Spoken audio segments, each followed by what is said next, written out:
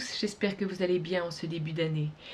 Et pour bien commencer l'année, j'ai décidé de vous parler de la colère vibratoire pour que nous puissions reprendre le pouvoir sur nos énergies et sur notre espace. La colère vibratoire, c'est quoi? Alors, hurler, se fâcher, se rouler par terre, ce n'est pas de la colère vibratoire. Ça, c'est une colère basse fréquence qui va nourrir le monde invisible.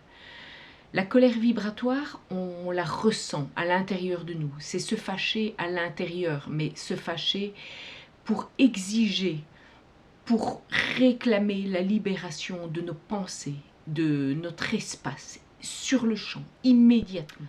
On la ressent à l'intérieur de nous, ça vibre, ça résonne dans toutes nos cellules. Si on ne la ressent pas, c'est que ce n'est pas une véritable colère vibratoire. Il faut vraiment ressentir que ça nous libère de quelque chose. Alors au début, c'est un apprentissage. On va essayer progressivement de le ressentir en nous. C'est un exercice à faire régulièrement jusqu'au moment où on va sentir que ce qu'on exige vibre à l'intérieur de nous. Et en général, quand ça vibre bien, quand on fait une bonne colère vibratoire, on va se sentir libéré de quelque chose. Alors pourquoi faire une colère vibratoire?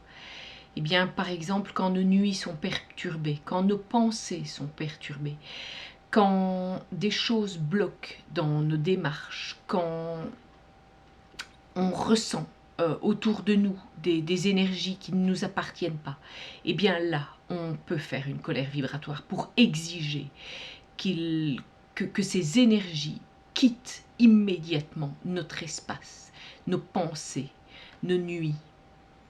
Donc là, il est important de bien faire une bonne colère vibratoire. Alors certaines personnes le pratiquent depuis toujours sans s'en rendre compte. Mais pour d'autres, ça va être un exercice, un apprentissage. On doit apprendre à le ressentir en nous, à ressentir cette vibration libératrice en nous. Et quand, au début, il faut parfois le faire plusieurs fois d'affilée pour ressentir un petit effet. Et progressivement, ça va devenir quelque chose qui se fait très facilement. Mais voilà, c'est important d'apprendre à ressentir ce qu'on fait pour nous libérer.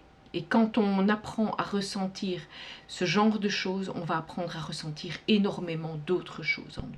Et bien voilà, j'espère que cette petite vidéo va vous être utile. N'hésitez pas à partager vos ressentis, à liker cette vidéo et le tout dans la bienveillance, bien évidemment. Donc je vous souhaite une excellente journée et je vous dis à tout bientôt pour une prochaine vidéo.